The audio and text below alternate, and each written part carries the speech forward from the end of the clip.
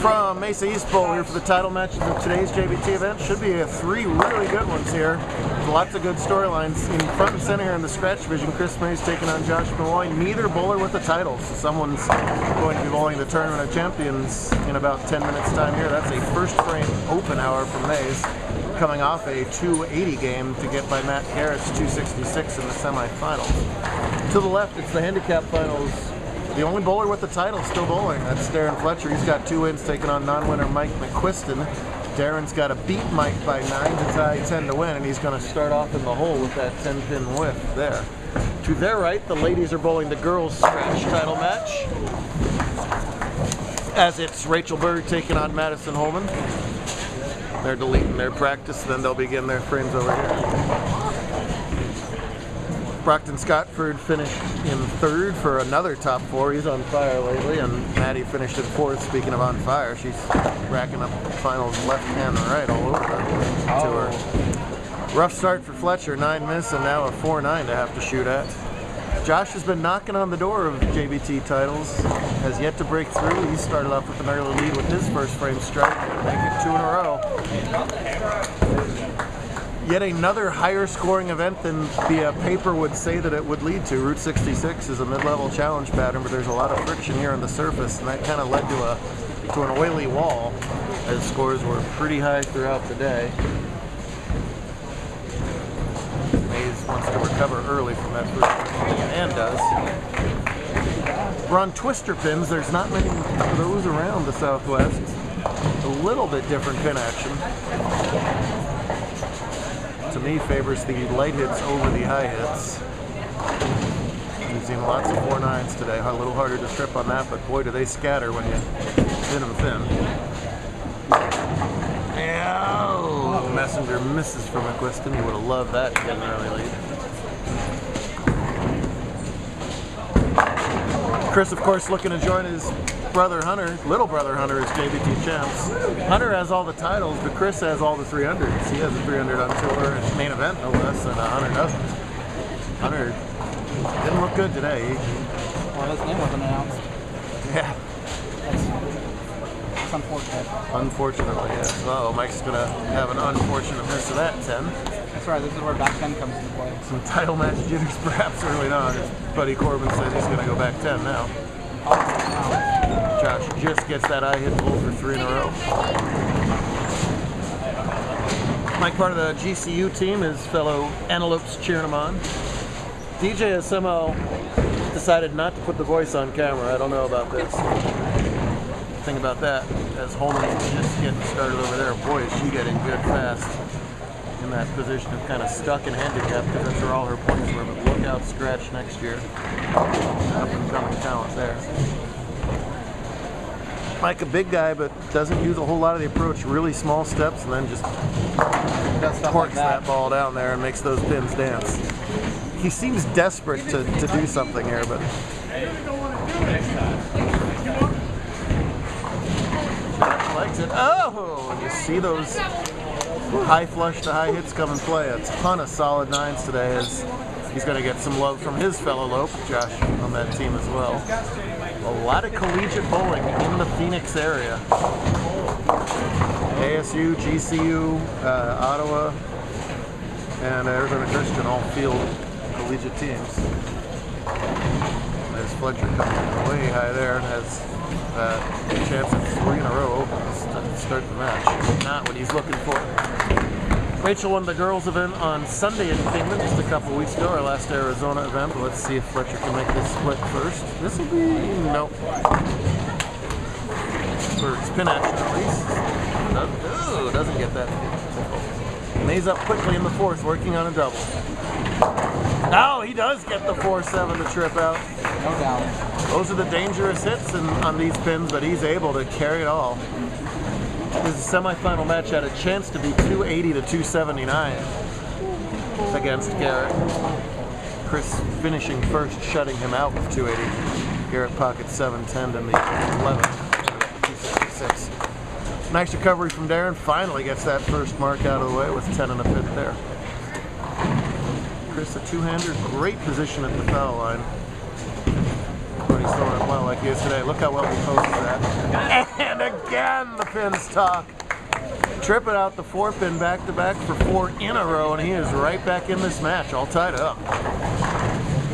Mike's career high finish before this is 4th, so this is a lifetime high no matter what. And he gets that 10-pin to stand there. Whoop! Uh-oh. I don't know about this one. We're gonna have to get some more information here because we just had an antelope chant. Give it to me again. Oh, I love it. Yes, That's a please. GCU thing, apparently. No offense to Darren, but Mike, please strike again. Because he's having a good old time with that. That was fantastic.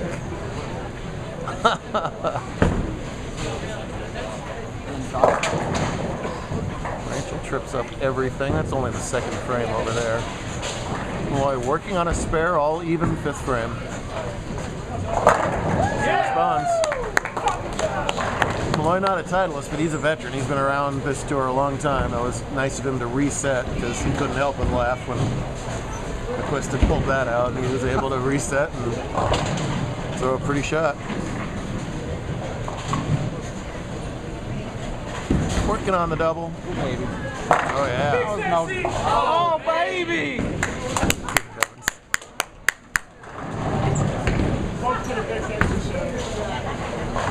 It is competitors on the lane, but a lot of good friends between some different party lines all back here right now cheering on their favorites. As Josh gets that 10-pin to carry. Looking good up in the triple spare double. But May's right on his tail. Aaron with 2 in a row. Fast and furious action here on the very east end of Mesa. When they say Mesa East, they mean east. Great turnout, our first visit here. Big thanks to Erica and the team for hosting us. Pretty center. Come out here and see it sometime.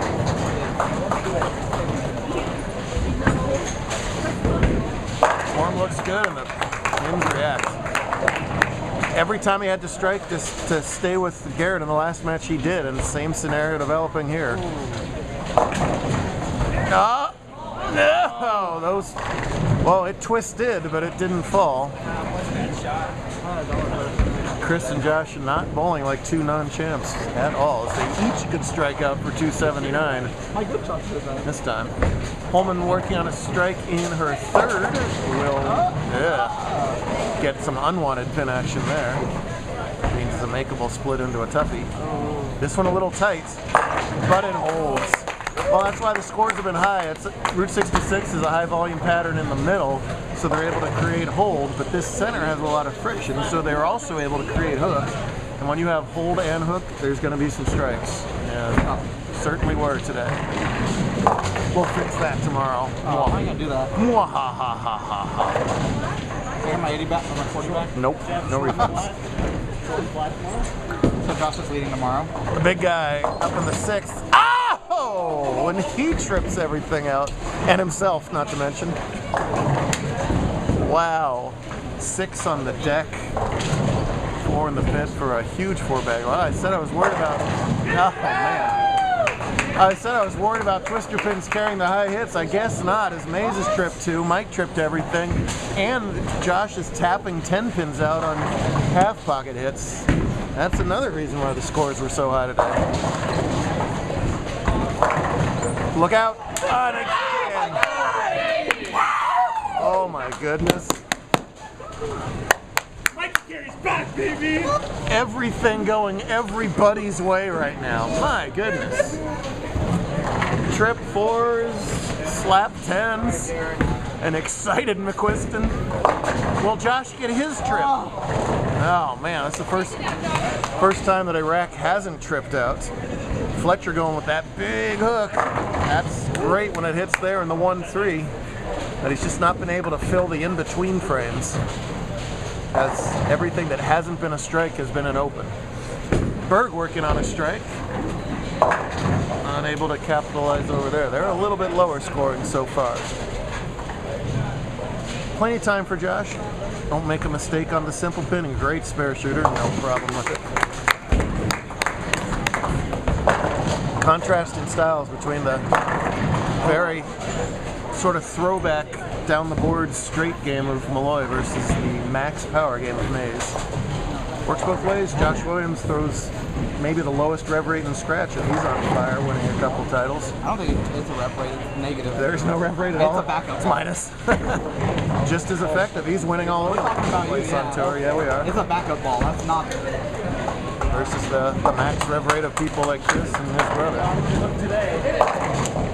Oh, not the 4-pin trip this time. So we got ourselves a match here. It is, with a conversion of this 4, we are dead even for 8 frames. Come back. Essentially a 2-frame roll-off for your first career scratch title. How about that?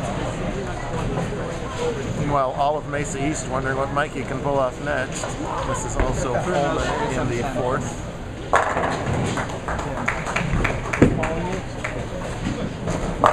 Yes, sir. He likes it. More understated reaction as he gets the hit he's supposed to get. That's 6 in a row. If he gets the next one, you might hear it in Mesa Central, Mesa West, Avondale East, Phoenix North, Tolleson West, San Diego East. I don't know who's going first. Washington South. For 7 in a row. You betcha. Oh man, feeling it. So is Maddie, she catches a double. Here's Maze in the 9th, all square. Yes, sir. Kind of an advantage there when you can put up that first strike in the 9th. He knows no matter what Josh does the rest of the way, he cannot be shut out. Puts all the pressure on the higher seeded Malloy here. As Josh elected to finish first in this match. College bowlers know what pressure's all about. College, you got to do it for yourself and your team. Taking a little extra breath and time as Berg is solid 8s over there. Josh does not want to see that in his 9th frame.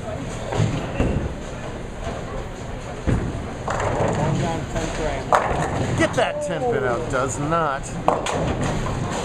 Uh-oh, and speaking of not getting anything out there, he gets the 4 out, but leaves the 7-10 standing. And yeah, you'd rather have the 4 stand than this.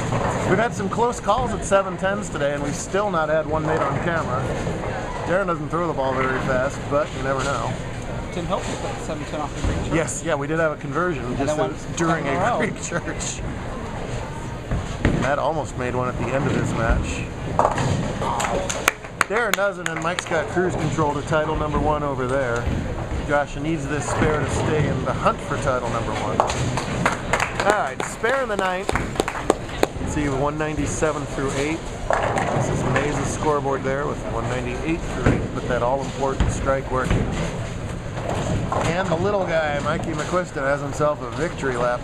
Tiny. Finally, tiny. Good time to finally miss after 7 in a row, but at least one antelope has himself a JBT title. Count super important. Malloy trails in that department by 1. He doesn't want to drop anything else. He gets all 3 in the 10th. He forces Maze to double to win and strike 9 spare to tie. So every shot, giant. No. Does not get it and leaves the door wide open for Maze. He's bowled a great game, but 9 spares just not cutting it right now. Oh! But you never. 7-2 doesn't matter there. There is a tiny JBT champion. The big guy wins it all. Josh with the mandatory. Oh my god, look out. Exactly. And then he'll leave before. See? My spare when he can strike.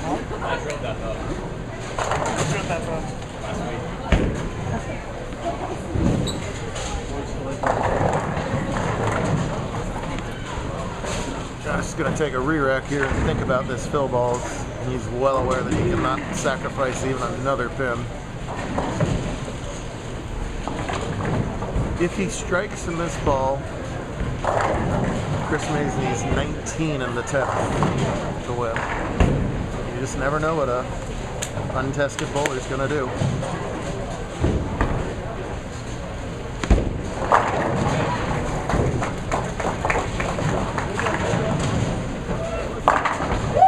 10. He was looking for the last couple shots. High quality game from Josh Malloy there. 236 with only 3 9 spares marring it.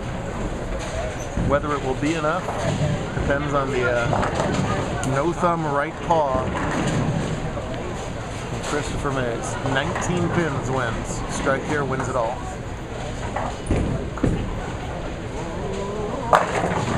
Not over yet. A little wide, rolled out just at the end there. Has to convert this 10 or Josh wins.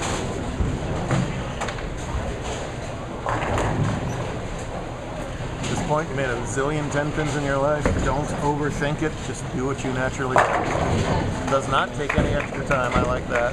Goes about his routine and misses the 10 pin to lose. Oh no.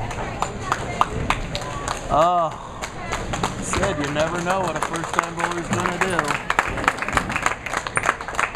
Good on Chris to not just be beside himself right now. I'm sure he's tearing up inside. And surprise, surprise, that is a lot of antelope hugging it out right there. Okay. Congratulations to those 2 GCU winners. We'll see what happens over here in girls scratch the rest of the way. My goodness, what a finish.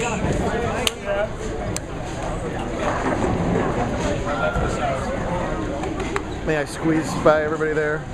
Thank you, DJ, for that commentary. That was awesome the whole way through. Am I blocking anybody? Well, tough.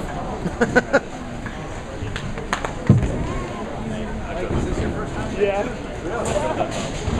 So 2 first-time winners over there. No first-time winners here, as these ladies each have the 3 wins that they need to get into the girls' TPC at the end of the year already. So they're competing for more things like all-star teams and even bowler of the year in the girls' department. Rachel with that great follow-through converts that spare, but she's in trouble in this match as Madison Holman has now run off 4 in a row in frames 4 through 7 to open up a pretty big lead here. Right back here tomorrow morning, and right back here in about 15 minutes, we're going to attempt to run a junior gold qualifier. We'll see what the interest level is on that, hopefully high enough. Gold is in our neck of the woods for once. Happy to see that.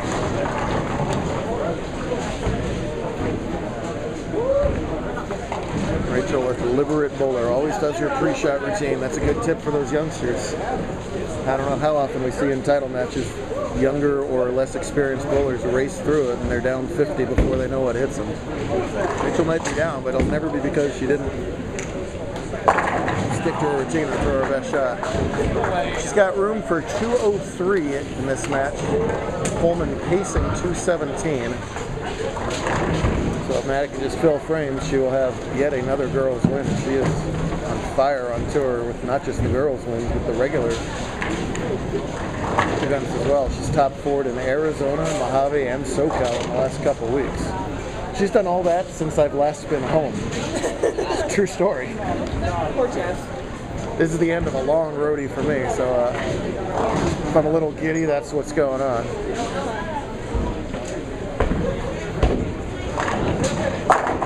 Pretty well. She was pretty good when she started the season, and she has been getting way better in leaps and bounds during the season too. Good coaching, a lot of practice. She still stinks at turning her scorecard in, however. Or checking. Or checking in for that matter. Yes. That's really the weakest part of her game right now. Everything else looks spectacular, but her scorecard game is weak AF, as the kids say. I think do the kids say that anymore? I do. Did I just kill that? No, I do. A little bit deeper, but it's a little deeper and it doesn't hold with the slower ball speed. Still way in control of this match. 86-96.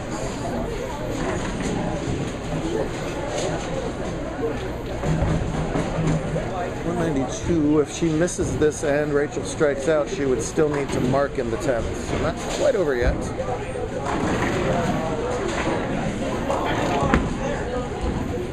Switches balls and covers the 6-10. Looking good. So Madison should roll to yet another girls scratch win. The good news for Madison is that I already have her scorecard, so we don't have to worry about that right now. All right, thank you very much.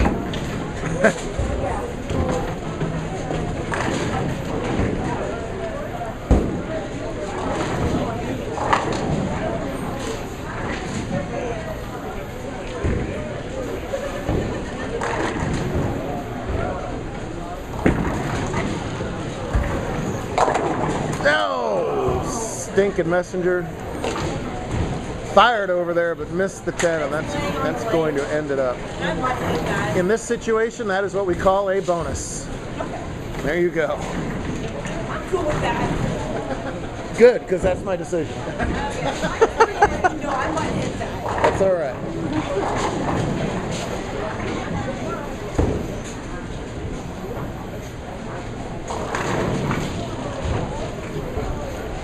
All right, so congrats to all of our winners and finalists. Once again, Mesa East for hosting us, first of many, many times.